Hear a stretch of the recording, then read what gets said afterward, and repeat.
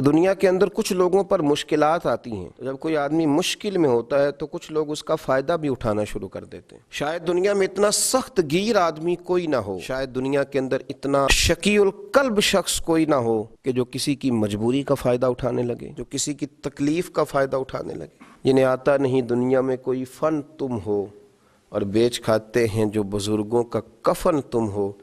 اقبال کہنے لگے اتنے بھی سخت لوگ ہوتے ہیں جو میتوں پہ سودے کریں، اور جو اس عالم میں آ کر جب لوگ تکلیف میں ہوں تو وہ اس طرح کے اسباب پیدا کرنا شروع کر دیں کہ تھوڑا سا دنیاوی نفع لینے لگیں۔ ہمارے ملک کے اندر جب مصائب، آلام، پریشانیاں گھر جاتی ہیں تو کچھ لوگ ذخیرہ اندوزی شروع کر دیتے ہیں۔ وہ وقت کہ جب لوگوں کو خزانوں کے منہ کھول دینے چاہیے تھے، جب لوگوں کو چاہیے تھا کہ وہ اپنی اصل رقم بھی، اصل زر بھی کوشش کرتے کہ وہ لوگوں کے حوالے کریں اور تکلیف اور دکھ کے وقت نکلیں، اس موقع پر کچھ لوگ ذخیرہ اندوزی کرتے ہیں، مجبوریاں خریدتے ہیں، تکلیفوں پر سودے بازی کرتے ہیں، سمجھتے ہیں کہ شاید آج سامنے والا تکلیف میں ہے تو میں کبھی تکلیف میں نہیں آؤں گا۔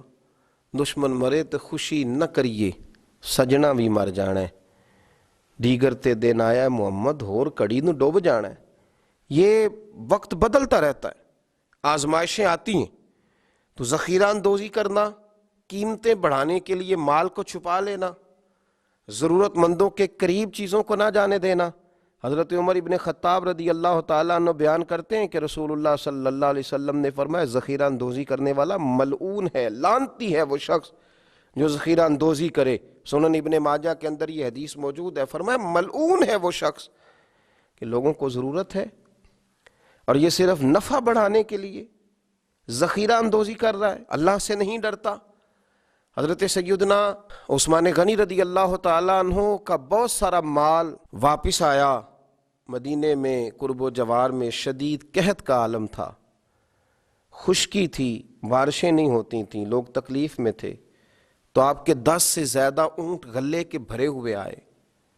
حضرت عثمان غنی رضی اللہ تعالیٰ عنہ کا جب مال پہنچا، لوگوں کو پتہ چلا، تو وہ جو تاجر تھے جن کو پتہ تھا کہ آج کل ہم مہنگی قیمت میں خرید کر ڈبل قیمت میں بھی بیچ سکیں گے، وہ پہنچ گئے، کہنے لگے کہ سنا ہے آپ کا مال آ گیا ہے۔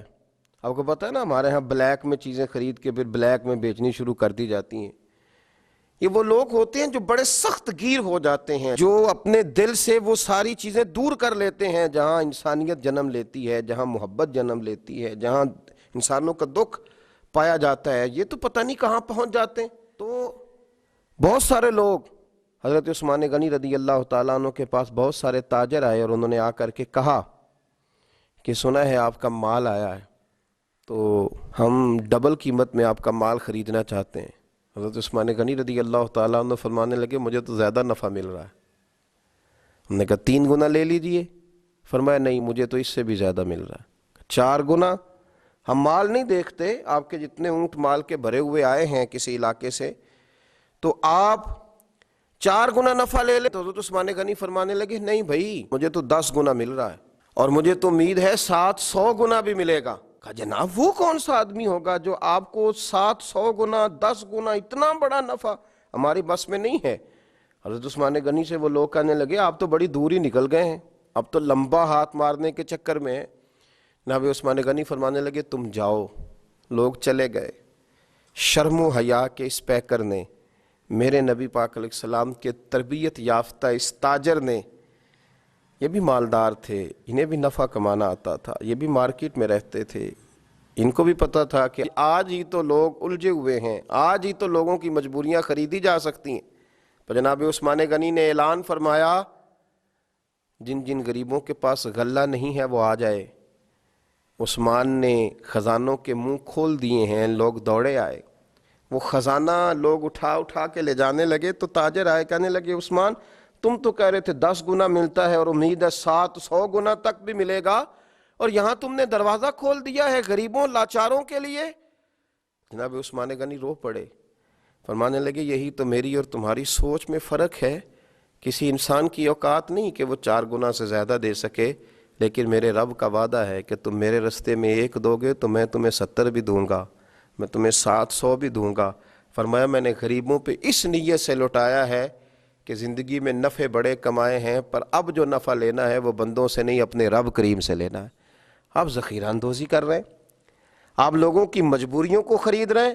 آؤ پلٹ کے آؤ، ساری زندگی لوگوں سے تجارت کی، جب لوگ مجبور ہوں، تکلیف میں ہوں، تو پھر ایک دفعہ اپنے رب سے بھی تجارت کر کے دیکھو، اپنے مالک سے بھی تجارت کر کے دیکھو۔